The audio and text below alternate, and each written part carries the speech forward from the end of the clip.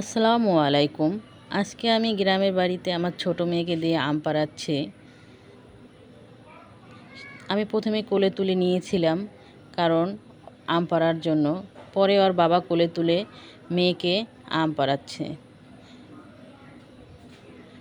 ছোট মেয়ের খুবই জ্বর ছিল।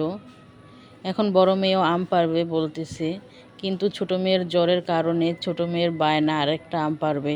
এর জন্য দুটো আম ছিল নিচে, এ দুটোই পেরেছে।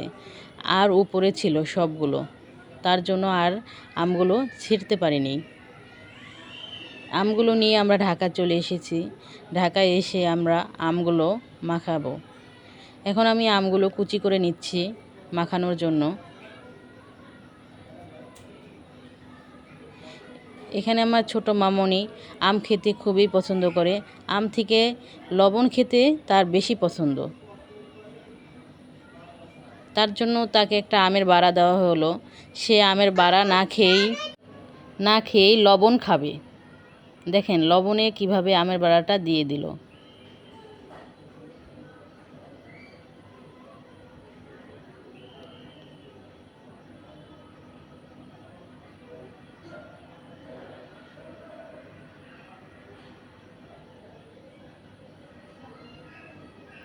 আপনাদের যদি আমার ভিডিওটা ভালো লাগে তাহলে আপনারা লাইক করবেন, কমেন্ট করবেন, শেয়ার করবেন।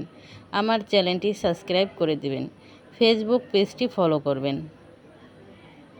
এখানে আমি আম ভর্তা বানানোর জন্য নিয়ে নিয়েছি দুটো শুকনো মরিচ, বিট লবণ আর সামান্য পরিমাণে এমনি লবণ দিয়ে আমি ভালো করে চটকে নেব। এখন আমি দিয়ে দেব চিনি দিয়ে আমি আমগুলো ভালো করে মাখিয়ে নেব।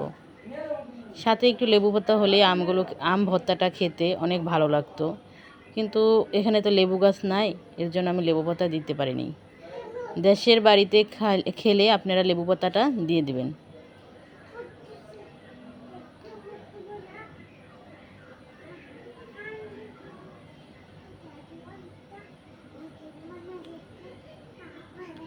আমার ভিডিওটা এই পর্যন্ত। আল্লাহ হাফেজ।